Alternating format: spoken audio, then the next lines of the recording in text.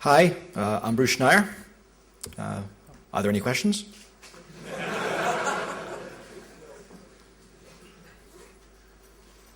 I'm serious. This is real short if there aren't. In the back.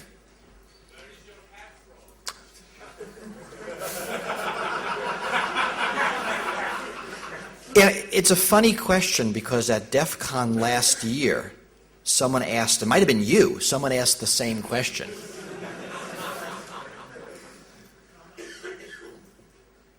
I forget, I got it off the internet.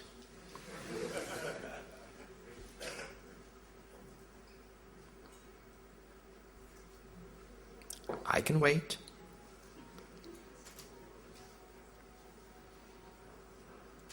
If I can't see you, you have to wave around. There are a lot of lights around here.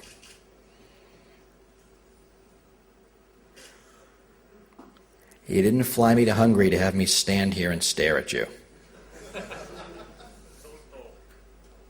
Mm-hmm. I'm sorry, what'd you say? I was saying that we are excited to hear about you. What are your expectations about being the leading name of this conference? The question was, what are my expectations about being the leading name of this conference? I expected questions from the audience. Well, what do you people want to hear about? There's a question. Excellent. Question is, has I ever been hacked? It's actually an interesting question because the answer is no. And it's often interesting to wonder why. Because I'm a pretty big name in security, and you'd think that, some of you guys or somebody else would say, oh, it'll be fun, let's hack Bruce Schneier. I think it's because I don't piss off people. I don't nag you, I don't taunt, I don't complain about things. I complain about things, but I think I'm pretty upfront and honest, and I think people generally respect that. So no, I have not been hacked. I don't want to take it as a challenge because I think I'm pretty lucky. Because you'd think I would be a target, but so far so good. Oh, you're the only one asking questions, so go. Question is, why am I sure of that? And actually, it's a good point. I suppose I'm not sure of it. I'm pretty sure of it. Because there are two reasons I'd be hacked, right? One is someone wants to steal money, so I'd kind of know because money was stolen. And the other because someone wants to brag about it, and I'd know because they bragged about it. I suppose we can speculate whether any international intelligence organizations like the NSA have hacked me. And they wouldn't either steal money or brag about it, so I suppose I wouldn't know about that. I like to think I'm not an intelligence target, but who knows? In the back.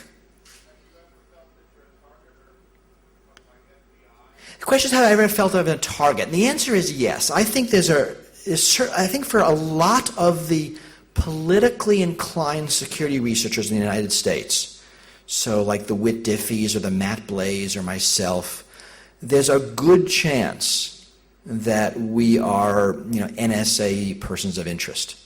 So that when I am, checking my email from Hungary back to the United States, that my communications are logged. And hopefully SSL is good enough and they're secure. But my guess is yes, there's a reasonable chance that those of us who talk about this stuff and are political are monitored by at least the U.S. government and potentially others. Do I recognize agents sitting here? No, they'd pick agents I wouldn't recognize, right? I think you learn that the first day of spy school.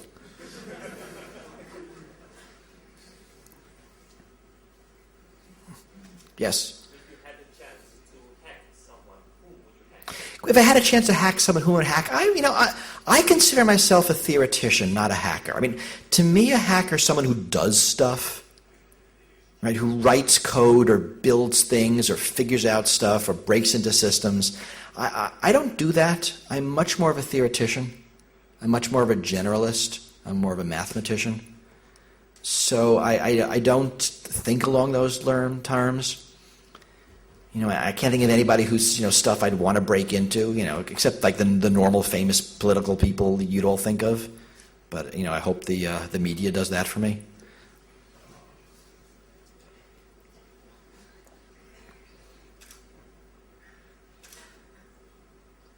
We were going good for a while.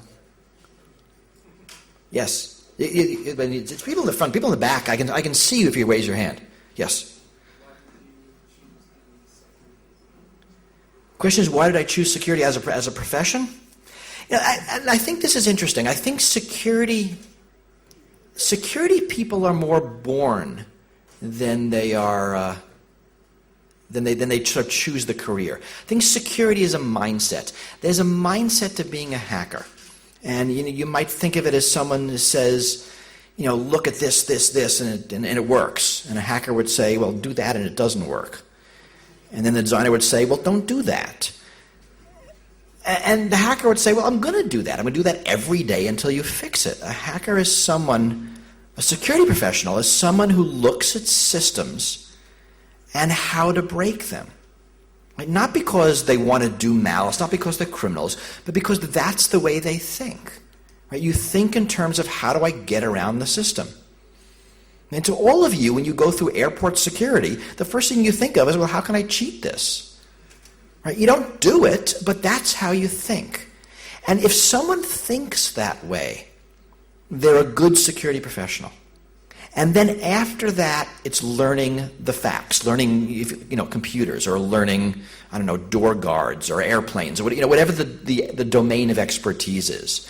But that mindset of looking at systems and figuring out naturally how to break them, I think is something you learn at an early age, probably because it's fun.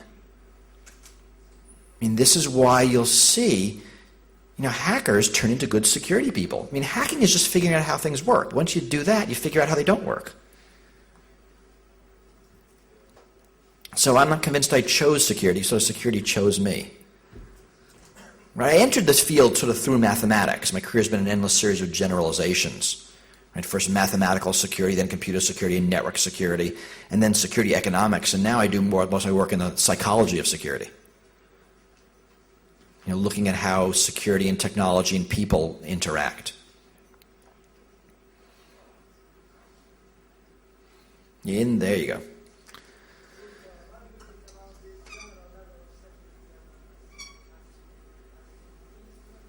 It's about the general level of security sort of in the world.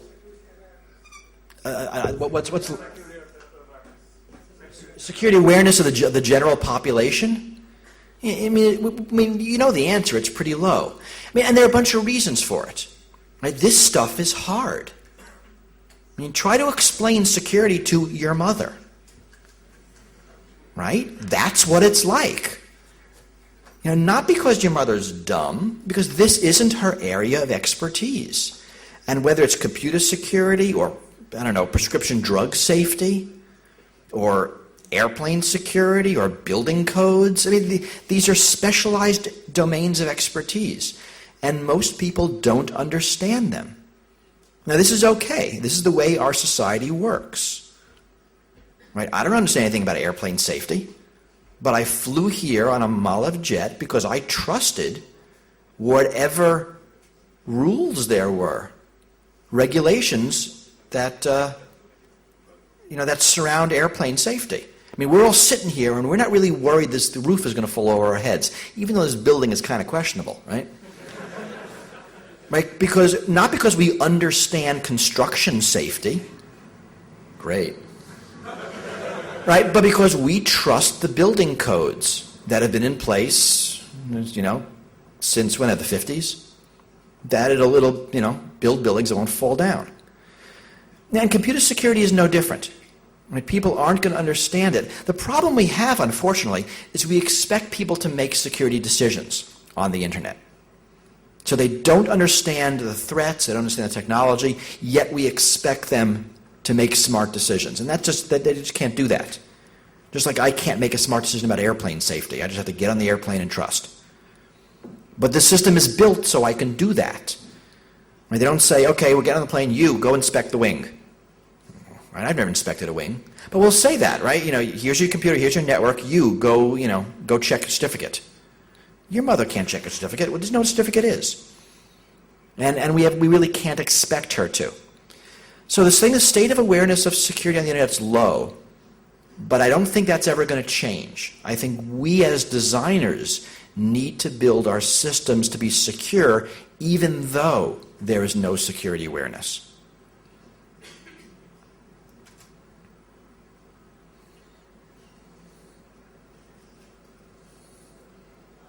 No, over there. Okay, good.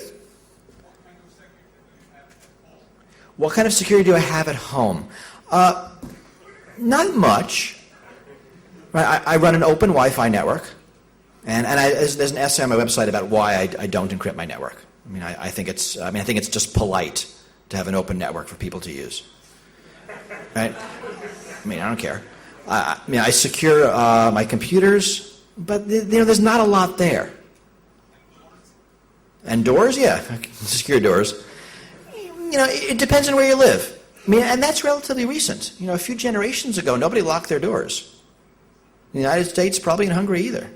Locking your door was something that really was invented when cities came into fore, in really modern cities. So, I tend to think that most people are pretty safe most of the time. And that sort of living a paranoid existence is more harm than good. And I saw a hand sort of over there-ish. There it is. Question about what should manufacturers do to improve security? It's an interesting question. The easy answer is pay attention, right, and do what you have to do. The reason most... to me, the reason most software and hardware, networking stuff, everything, is insecure is because the customers don't care in general. And there's no liability for the manufacturer. For example, if I bought a car and the car wasn't safe, I would be able to sue the manufacturer. Right? So there's now a financial incentive on the car manufacturer to make that car safe. There's no similar financial incentive on software vendors. And if you read a license agreement, it basically says, if this software deliberately kills your children, and when we knew it would, but didn't tell you because we thought it might hurt sales, we're not liable. That's what the license agreements look like. And so to me, once you have real software liabilities, once vendors are liable for security vulnerabilities, you will get improvement. And it'll be all the things we know. It'll be, writing code more securely. It'll be having fewer options. It'll be automatic updates. All the things we know how to write secure code. We know how to write reliable code. It's just expensive. Right? And the market doesn't reward it. So you need either regulations or liabilities to put the right financial incentives in place. This is basic security economics. Right? The market won't do something unless the market rewards it. If the market will never reward it, it's an externality. You have to do it either through liabilities or regulation. So you people there are actually a bunch of seats. Whoever has a seat open next to them, raise their hand. Okay? Everyone pick somebody, and then go sit next to them. You can come in. It's okay. There are probably people behind you. Come. I won't even make you ask a question. Yes?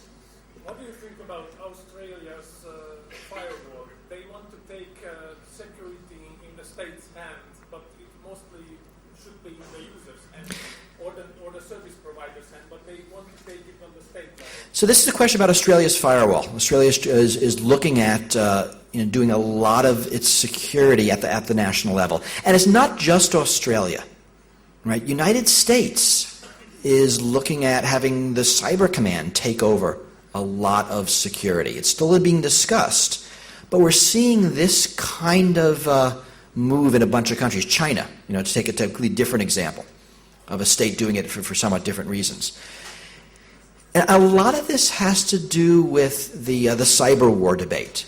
that we're seeing pop up in a lot of countries. NATO is talking a lot of this. United States is, Russia is, China is, Australia also. I think largely this is a mistake. I certainly think the military, the government needs to deal with government and military networks, but to put the government in charge of, the civilian, corporate, personal network, I think does more harm than good. But this is going to be a battle in the upcoming years, and you watch it. In the United States, the military is gaining more power. And it's part of the military closely aligned with the NSA to surveil the network, and to secure it. So I'm not happy with this development, but it does seem like a global trend that is going to gain momentum, and reversing it will take effort.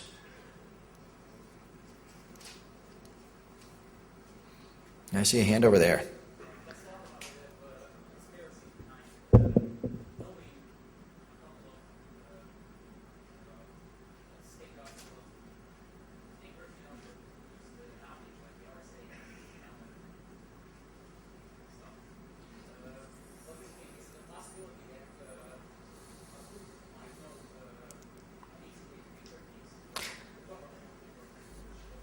So the question was about encryption, and it was centered. It asked, it's sort of the conspiracy theory of encryption. Is it possible that some shadowy organization, I guess either government or criminal, right, the good guys or the bad guys, knows how to break RSA or DES or AES or something, and just isn't telling us, right? Is it using it for their purposes?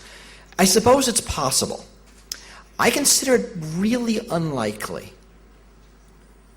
It's interesting. Over the past few decades, we've seen dramatic shifts in where cryptography knowledge lies. So when you looked at the 1970s, the NSA knew how to do cryptography, and nobody else did. The Russians probably also. Right? So the big intelligence organizations, and nobody else did. And you looked at the state of academic research, it was just terrible. That's very much changed, through the 80s, 90s, and this decade, that a lot of cryptographic breakthroughs come from the public, come from academia, come from the open world of cryptography, such that now when we see NSA algorithms, we understand them better. Right? NSA gave us DES in 1985, 86. It wasn't until the mid-90s that we understood how they designed it and why. We learned we had to reinvent differential cryptanalysis. We saw another algorithm called skipjack, and we figured it out a little quicker. NSA gave us SHA, basically an encryption algorithm embedded in a hash function, and we found a flaw in it, and they were forced to upgrade it. Right? So a lot of the knowledge is now coming from the academic world. This isn't to say the NSA doesn't have more. Because if you think about it, there's a one-way function. You've got the secret organization, the NSA or GCHQ in the UK or GRU in Russia, and they have their own research, and then there's the outside research. Everything outside goes in, but nothing comes out. So this is going to know more. But I think the advantage here we are in 2010, is much lower. Additionally, computers have gotten so fast that encryption algorithms are very, very over-designed. So DES had a 56-bit key. When it was designed in the 70s, that was too big to brute force. But fast forward about 25 years, and we were able to do it. Right? Current algorithms might have 256-bit keys, 128-bit keys. And these are so hard to brute force that we can't even imagine computers being built of matter operating in the human lifetimes that could do it. So even good cryptanalysis of these algorithms won't yield practical breaks. So I think it is unlikely that an organization, either an intelligence or criminal, has the ability to do cryptanalysis at that kind of scale. So that being said, encryption systems are still very vulnerable, and I believe organizations like the NSA break them all the time. They break them not by breaking the encryption, but by breaking the implementation, right? Exploiting some flaw in the software around the encryption. So a flaw in the random number generator, right? A flaw in how the algorithm is used. You know, I used to do this. I have colleagues who do this, who look at commercial encryption systems, you know, as a consultant, and try to break them. And pretty much every time they break them. But it's not because of the cryptography; it's because of the stuff around the cryptography. It's side channels. So this is how I think organizations like the NSA read encrypted traffic today. They don't break the crypto; they get around the crypto.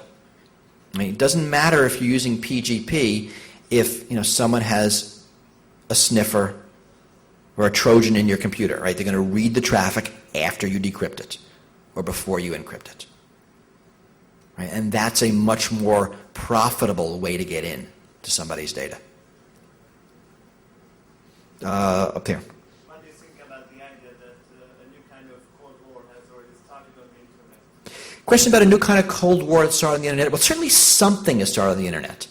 I don't want to call it a Cold War, but certainly there is a lot of espionage on the internet. I know most of what I know is sort of about China, but it's other countries too. The United States is doing a lot. But there is definitely serious espionage going on the internet right now. I mean, national. And in China, it's less nationally sponsored, more nationally tolerated. And so there are hackers in China who, you know, don't take direction from the government, but they sort of know that if they find something good, they should let somebody know, and then they're left alone. So that's more common. You know, and this is getting to be a bigger deal. I mean, I worry about it because I think things are moving from passive espionage to active exploitation. And it's one thing to break into a network and eavesdrop.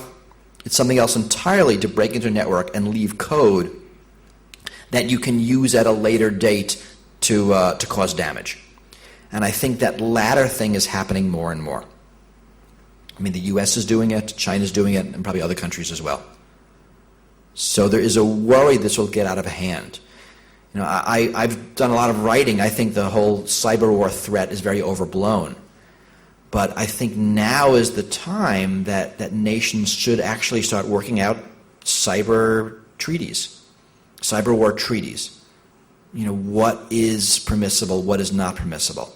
And these early days, I think, is a good time for nations to get together and do this. I don't think it's likely to happen.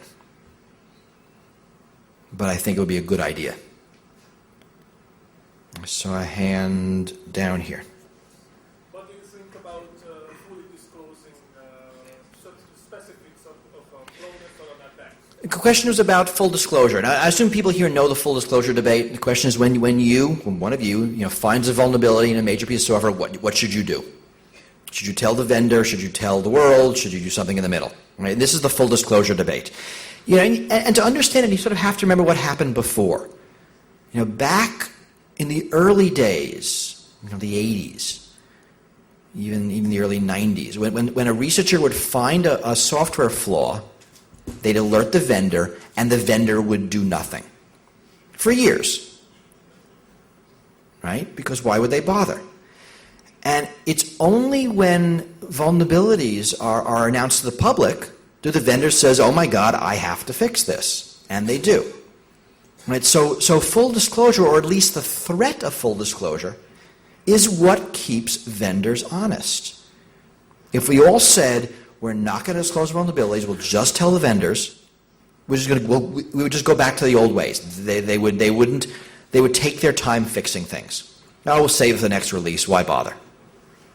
Right? So it's the bad publicity that forces them to fix things.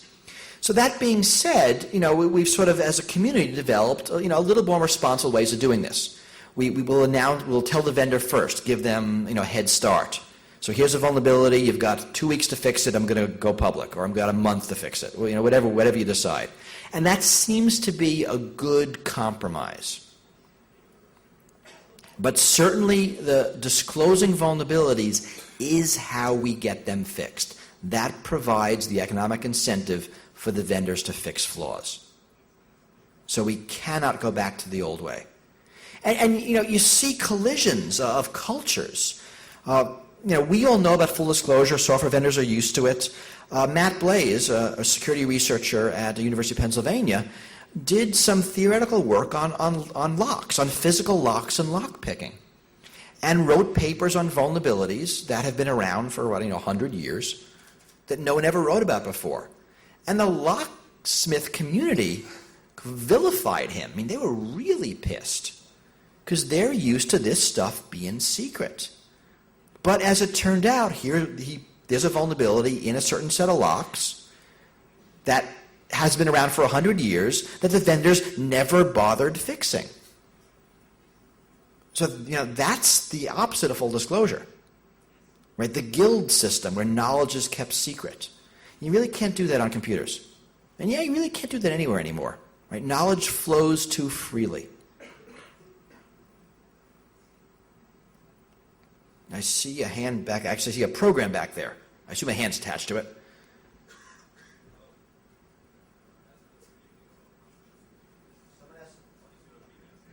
Someone has to relay this question up to the front, because I can't hear it.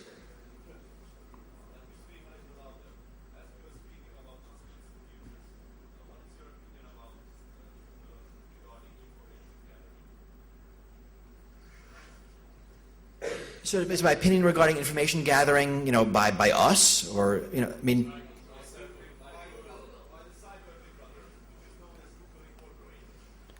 I don't think I know enough to have an opinion about it.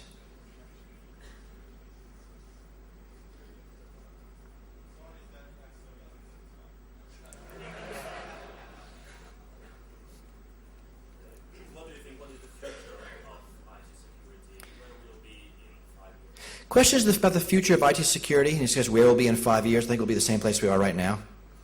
I don't see a lot of change. The last big change in IT security is when hacking, when breaking into networks turned from a hobbyist pursuit to a criminal pursuit. And what was it, about 7 years ago now?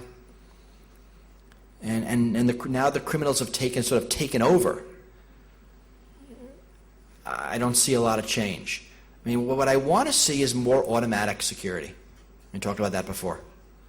But I don't think there's a lot of big breakthroughs happening. The fundamental problems in security are really no longer about security. They're about using security. That's where the hard stuff is, the user interface, implementation, installation, all of that, update. Right? That's the hard stuff. We kind of have all the security we need. It's just not being used well. And while I see a lot of research in these areas, I don't see a lot of movement. So I don't think we're going to see much difference between now and 5 years from now. Maybe I'm wrong. Maybe there's some breakthrough, but I just don't see it on the horizon. A lot of cool stuff happening. I'm not sure how much difference it's going to make. Yes? So if there is no change in 5 years, by your opinion, what are your motivations to still continue to issue the cryptogram, to go to conference? The fact that there are no changes doesn't mean there's nothing interesting. Lots of interesting things happen. The question is, are they actually going to fundamentally change the level of security? And I say no. But in terms of interesting things happen every day, right? That's why I can write the blog and cryptogram and write essays and papers. A lot of great things happening. But I just don't see a lot of fundamental changes. What do you prefer to see after 5 years? It's what I said. I want to see better user interface, better using of security.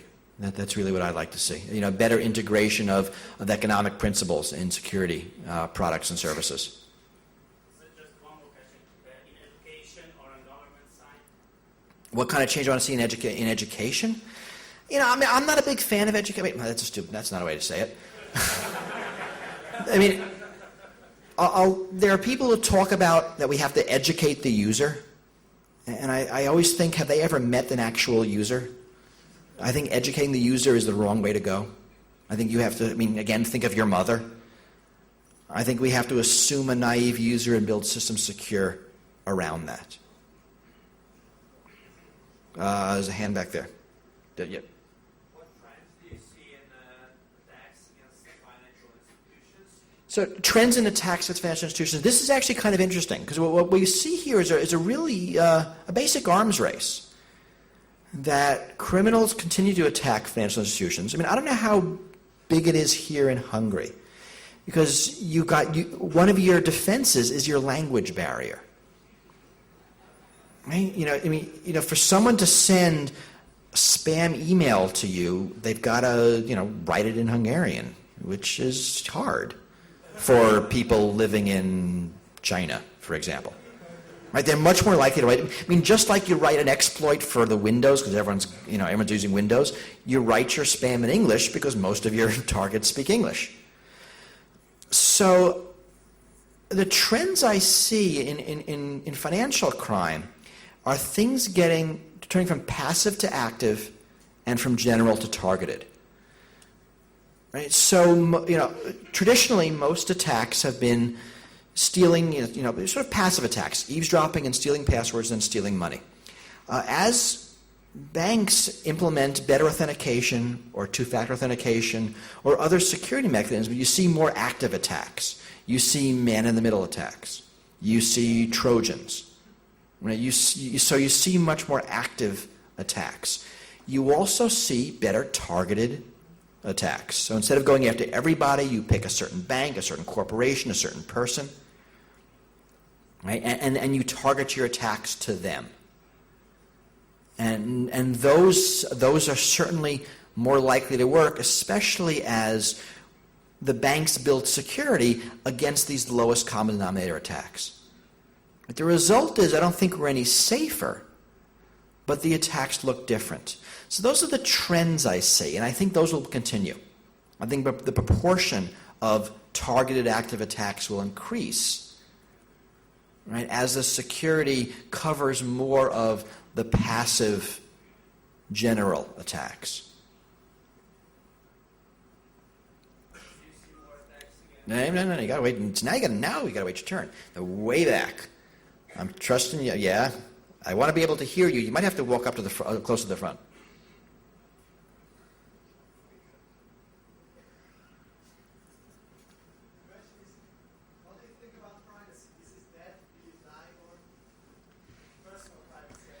Question is, what do I think about privacy? Is it dead? No, I don't. It's simply because you're all wearing clothes and you're not telling me your annual salary right now. Privacy certainly isn't dead. I think privacy is is a fundamental human need. That we all as people need privacy. Right? We need to keep some of our thoughts to ourselves. We need to be able to write, letters to our loved ones and talk to our friends and tell our doctors things we wouldn't tell other people. And that's never going to change. Now, what is changing is how public people are. Right? What's changing is social norms. A lot of this depends on how old you are, what you're used to. And there are, I think there's a very large generational shift going on. The internet is the greatest generation gap since rock and roll. And you have to remember that. So I think there are a lot of changes happening as more of our data goes into the hands of others. But privacy is not going to go away because it is too valuable. And I think there are a lot of forces arrayed against it right now. And there's a lot of diminishing privacy. But I actually believe that's temporary.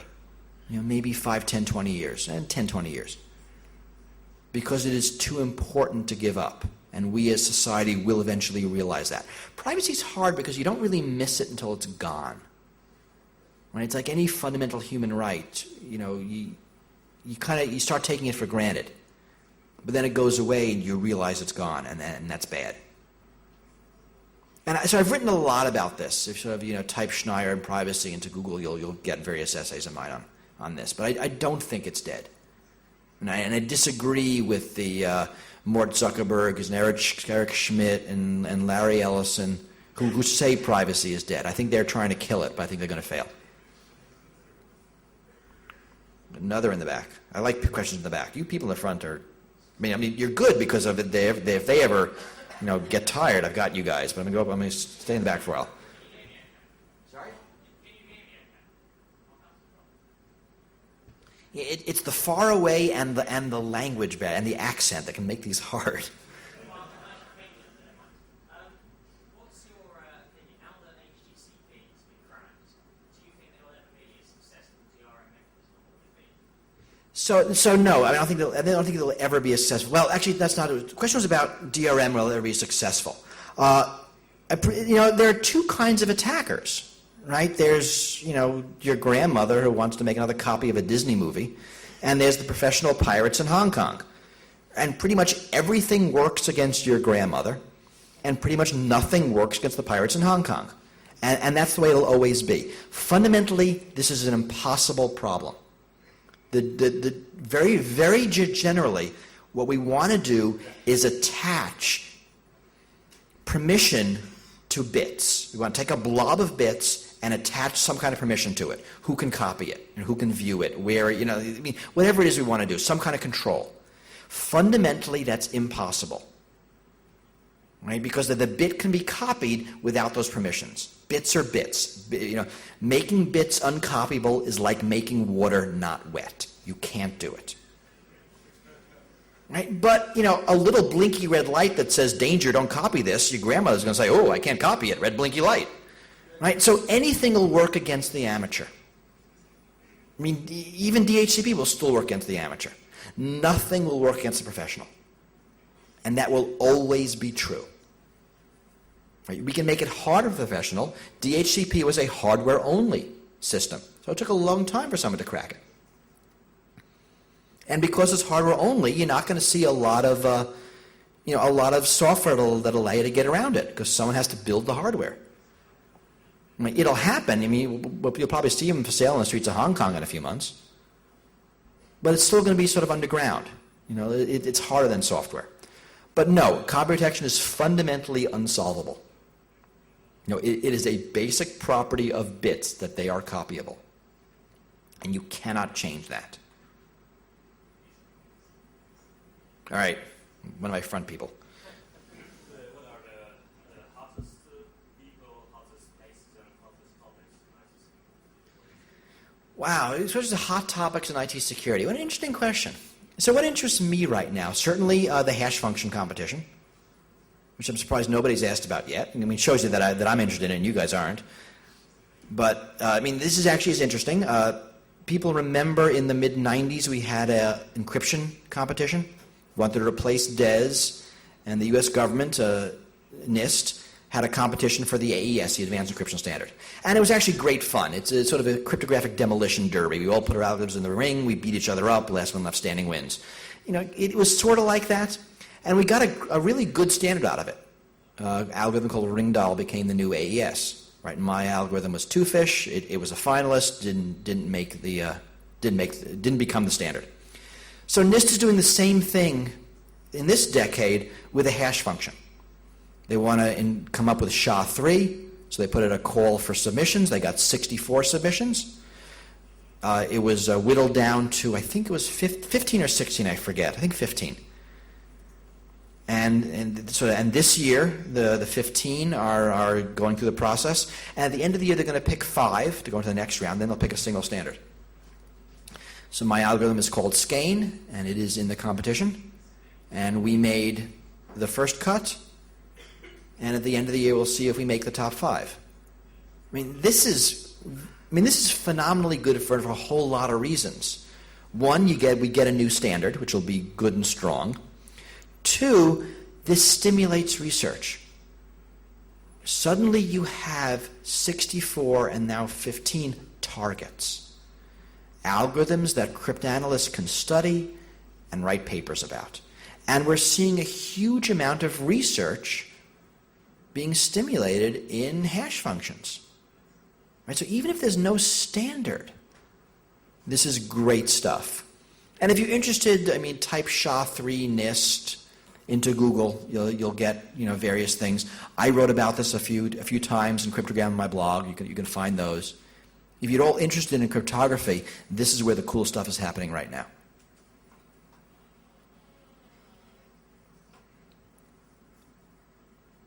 Oh, another hand in the back. Yes.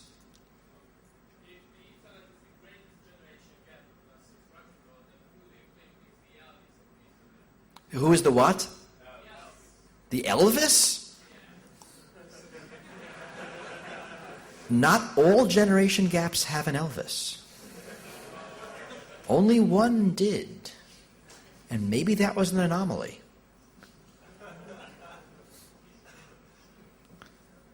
Who's in charge? How long am I on stage for? 40 minutes. You're there 40 minutes. Okay. So when do I get off? Well, why don't you wave at me when I'm done? How about we'll do it that way? You're so interesting. Just Okay. All right. He's in charge of kicking me off stage. okay. Green coat people. There are chairs. There are chairs over there. You have 5 minutes. I have 5 minutes. Okay. Who has a 5-minute question or 2.5-minute questions? All right. There's. What's your opinion on the encryption to lawmakers to make not incriminate yourself to, for example, a criminal and have on your computer a list where you your phone via something like that, right? So the question was about self-incrimination. Now, I mean, I don't know a lot about the law here. In the United States, we have it's actually written into the Constitution, the Bill of Rights, that you can't be forced to self-incriminate yourself. And it's an interesting legal question, is whether being forced to divulge the encryption key for your hard drive constitutes self-incrimination. And I'm not a lawyer. I'm not a constitutional scholar, and I don't know what the legal answer to that is. It seems obvious to me that releasing the key to your data is the same thing as giving them your data, which could be self-incrimination. Right? That seems obvious to me. In general, the notion of technological invariance, I think, is important. That we need to start thinking about laws that are technologically invariant, that don't change as technology changes, because technology is changing very, very fast. And so whatever the self-incrimination laws should be, it shouldn't matter if it's telling someone something, giving letters, or giving email, or letting them go into your Gmail account. It should be the same thing, right? Because technology is changing, but the relationship the person has with the data isn't. So it's a hard question, and it's also very geographical. The United States answer might not be the answer here. So don't know. So a hand over there. I think it's a new hand. 3 years ago, I heard a presentation about PKI is living dead. What is your opinion about the future of PKI? Question about the future of PKI. God, I think I wrote an essay like 15 years ago or 10 years ago saying, PKI is overrated, and I don't know if people remember, they were around. We would get the year of the PKI. And it would be the year of the PKI at the RSA conference, and it was like, it's going to be the year of the PKI until you guys actually get one, right? So I think PKI has always been overrated. I mean, it has a place, just like every security tool does, but it's not a ubiquitous panacea. So I've never been a PKI fan. Old essay I wrote from it was over 10 years ago, called 10 Risks of PKI.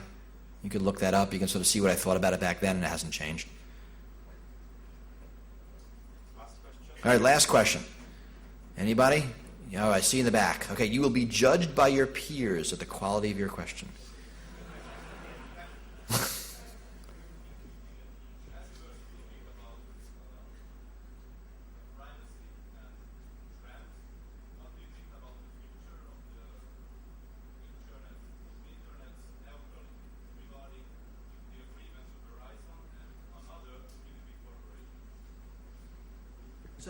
That was about net neutrality? Yeah, I think we're going to lose it. I think there's a lot of corporate forces internationally that really, really want to discriminate traffic. They want to do it to maintain monopoly on things they're doing and to lock out other people. They want to do it to be able to sell premium services. Right? They want to do it for control. They want to do it for security reasons. They want to do it to stop file sharing. And with all of that corporate might, it's increasingly hard to maintain the neutral stance. I mean, we're still doing it, but I think we're losing the perception battle. So I'm not optimistic. I wish I was more optimistic. I think net neutrality is really important. I think it's what made the net great. And in a world that changes so fast, when we don't know what the next thing is, we can't discriminate against it because we're going to sacrifice our own future. But I'm not that optimistic in the near term. All right, so that's it. I'm going to be back here in the afternoon. Somebody translated a book of mine into Hungarian, amazingly enough, and they found a picture of me I've never seen before and put it on the cover. I'm holding something. I don't know what it is. And so I'm doing a book signing, I think, in this room sometime in the afternoon. And I brought, if you don't want to buy a book, I brought flyers for the English language book. It's the thin version. And these are, I think, on the registration desk. You can grab one of these. Right? It's much easier reading. But don't tell anybody. But every essay in this book is on the internet. So you actually don't have to buy them unless you want it in convenient book form. I guess they're not on the internet in Hungarian, but in English they are. So if you go to Schneier.com, you can look up all my essays and read this stuff. So thank you very much for inviting me. Have a great weekend. I'll be here all day. So come and say hi.